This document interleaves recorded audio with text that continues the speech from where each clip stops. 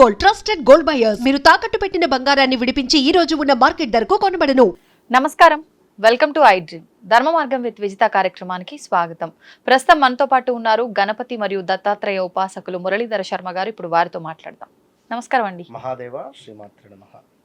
మనకు ఆషాఢ అమావాస్య రాబోతుంది. అయితే ప్రత్యేకించి ఒక్కొక్క అమావాస్యకి ఒక్కొక్క తిథికి కూడా ఒక విశిష్టత ఉంటుంది. ఈసారి వచ్చిన ఈ ఆషాఢ అమావాస్య యొక్క విశిష్టత గురించి తెలియజేయండి. తప్పకుండా అమ్మా. ఇప్పుడు ఉండేటువంటి ఈ అమావాస్య ఏదైతే ఉందో, ఆషాఢం ముగుస్తూ ఉంది, శ్రావణం ప్రారంభం కాబోయేటువంటి యొక్క అమావాస్యకు విశేషమైనటువంటి ప్రాముఖ్యం కలదు. ఎందుకు అంటే గురువారం రోజు రావడం ఒకటైతే పుష్యమి నక్షత్రం రావడం మరొకటి. సో గురు పుష్యమి యోగముతో ఏర్పడేటువంటి ఈ యొక్క అమావాస్య రోజు చేసేటువంటి పని ఏదైతే ఉంటుందో, అంటే అది మంచి పని కానివ్వండి, చెడు పని కానివ్వండి, 100 రెట్ల ఫలితం ఉంటుంది. 100 రెట్ల అంటే ఈ అమావాస్య రోజు మనం చేసేటువంటి అభిషేకం ఏదైతే ఉందో, ఒక 100 అభిషేకాలు చేసినటువంటి ఫలితం మనకి ఇవ్వబోతుంది. ఈ అమావాస్య రోజు మనము దర్శించేటువంటి అమ్మవారి యొక్క దేవాలయం కానీ, విజయవాడ కనకదుర్గ కావచ్చును, లైక్ ఇంక ఏదైనా దగ్గరలో ఉండేటువంటి ఆలయానికి ముందు మీరు వెళ్ళి దర్శించుకోండి ఈ అమావాస్య రోజు. ఇంతే. ఓకే. అయితే అమావాస్య అంటేనే మనము పితృదేవతలకు సంబంధించింది అని చెప్పి చెప్పుకోవడం జరుగుతూ ఉంటుంది కనుక ప్రతి అమావాస్యకు కూడా ఆ పితృదేవతలకు సంబంధించినటువంటి ఆ ఫోటోలను శుభ్రపరచుకోవడం కానీ, వారికి సంబంధించినటువంటి నైవేద్యాలు ఏమైనా యొక్క ఫోటోల ముందు పెట్టడం కానీ, ఓ దీపారాధన చేయడం కానీ, వారిని స్మరించుకోవడం కానీ, దక్షిణం వైపుగా కాస్త కూర్చొని, దక్షిణం వైపుగా కూర్చొని నార్త్ సైడ్ మన ముఖం ఉంటుంది. సో ఆ విధంగా అంటే సౌత్ వైపుగా కూర్చోవాలి, నార్త్ సైడ్గా మన ముఖం ఉండాలి. అంటే ఇటు కూర్చున్నామంటే ఇది దక్షిణం అనుకోండి, ఫేసింగ్ ఇటువైపు ఉండాలి. ఓకే.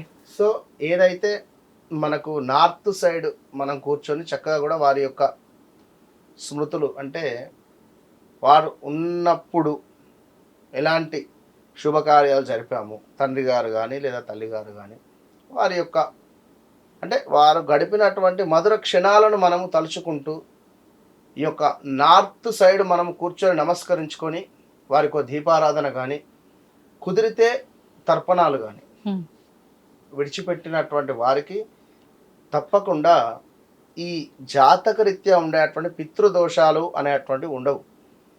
ఇవాళ రేపు పితృదోషాలు అంటే ఒక విషయం జరిగింది అంటే, ఇప్పుడు వివాహం కావటం లేదు, లేదా ఉద్యోగం రావటం లేదు, లేదా భార్యాభర్తలలో కలహాలు కావచ్చును. అంటే అన్నింటికీ కూడా పితృదోషమే అనడం కరెక్ట్ కూడా కాదు. ఎందుకు అంటే మనకు జాతకరీత్యా 12 చక్రాస్ ఉంటుంది. ఈ 12 చక్రాస్లో కూడా తనుభావం నుండి, అంటే లగ్నం నుండి మనకు 12వ భావం వరకు కూడా అన్ని తెలియబరుస్తుంది. ఒక పితృదోషం ఒకటే ఇది కావట్లేదు అంటే అదొకటే కారణం కాదు. కనుక అయ్యో ఇట్లా అవ్వటం లేదు నాకు ఇదే అని చెప్పి కూడా మీరు భావన చెందవద్దును. అలాంటి ఆలోచన ఉన్నా ఇంకేమైనా ఉన్నా కూడా తర్పణాలు విడిచిపెట్టుకోండి. ఎందుకంటే పూజలు కానీ ఇంకేమైనా చేసుకోలేని వారు ఆ పెద్దవారికి సంబంధించి అమావాస్య అంటే ఎంతో విశేషం. మనకిప్పుడు ఒక ఏకాదశి, అదేవిధంగా ఒక పౌర్ణమి, ఒక సంకష్టహార చతుర్థి, ఇట్లా భగవంతులకు సంబంధించినవి ఏ విధమైనటువంటి రోజులు ఉన్నాయో, అమావాస్య అనగానే పితృదేవతలు జ్ఞాపకం రావాలి మనకు. పితృదేవతలకు సంబంధించినటువంటి కార్యాలు చేసుకోవాలి. ఎట్ ద సేమ్ టైం ఎవరైతే ఈ గురు పుష్యమి యోగము కలిసి ఉంది కనుక ఖచ్చితంగా ఈరోజు చేసేటువంటి ఎలాంటి కార్యక్రమం అయినా కూడా మీకు విశేషమైనటువంటి ఫలితాన్ని తెచ్చిపెడుతుంది. అందులో ముఖ్యంగా బంగారం కొనడం కావచ్చును, ఉపాసన తీసుకోవడం కావచ్చును, గురువులను కలిసి ఏదైనా మంత్రోపదేశం తీసుకోవడం, లేదా ఈ సమయంలో ఏమైనా దానం ఇవ్వడం కానీ, లేదా ఈ సమయంలో ఏదైనా శుభానికి సంబంధించి అంటే ఒక గృహానికి సంబంధించిన రిజిస్ట్రేషన్ కానీ, లేదా ఒక శుభానికి సంబంధించింది ఏదైనా కావచ్చును, ఇది కనుక మీరు తలపెడితే ఒక వ్యాపారం ప్రారంభించాలి, అమావాస్య కదా అనేటువంటి భావన పనికిరాదు. గురు పుష్యమి యోగంతో ఏర్పడుతూ ఉంది కనుక విశేషాన్ని తెచ్చిపెడుతుంది. కనుక ఈ గురువారము 24వ తారీఖు అమావాస్య రోజు ఖచ్చితంగా బంగారం కొనలేని వారు సుమారు ఒక పావు కేజీ పసుపు కొమ్ములన్న కొనండి. పసుపు కొమ్ములు అంటారు కదా, మామూలుగా మనకు దొరుకుతుంది.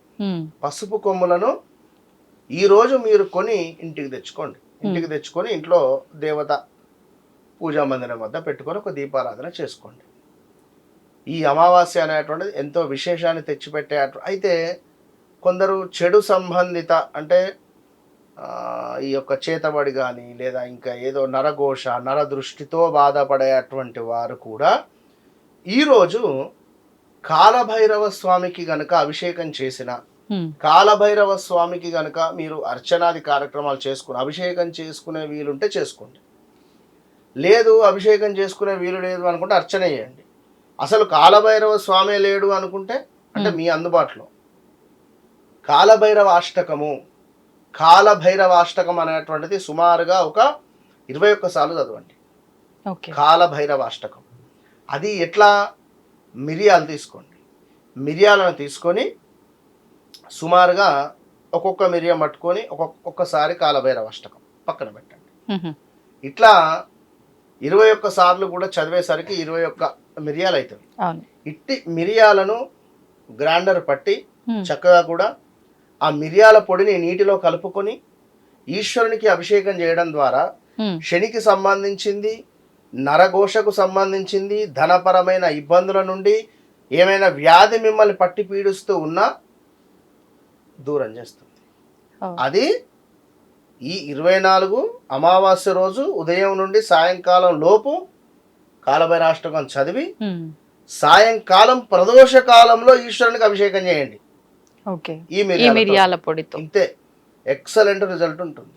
ఇప్పుడు అంటే ఈ అమావాస్యకి కాలభైరవుడికి దీనికి అసలు సంబంధం ఏంటండి?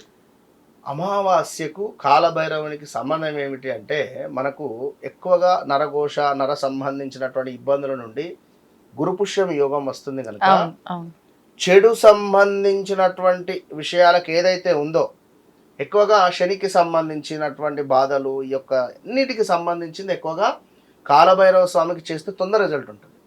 అది గురుపుష్యం యోగం ఉంది కనుక అమావాస్య కనుక వట్టి అప్పుడు కూడా అమావాస్య రోజు చండీ హోమాలు, కాలభైరవ స్వామి హోమాలు, ప్రత్యంగిర హోమాలు, ఇవి ఏంది అంటే కొంచెం తొందరగా రిజల్ట్ ఇచ్చేటువంటి హోమాలు, రిజల్ట్గా ఇచ్చేటువంటి భగవంతులు కనుక ఈ విశేషమైన రోజులలో వీరిని మనము పూజించిన ఎడల మంచి ఫలితం ఉంటుంది. ఎందుకంటే కొందరికి ఎన్ని రోజులైనా కూడా రిజల్ట్ అనేది రావు. సో తొందరగా రిజల్ట్ రావాలంటే కొంత మార్పు చెందాలి మనము కూడా. ఎందుకంటే నడుస్తున్నటువంటి సమాజం ప్రకారంగా కొంచెం ఒక స్టెప్ ముందుకు వేసి చేసుకోవాలి, బాగుంటుంది. ధన్యవాదాలండి. మహాదేవ.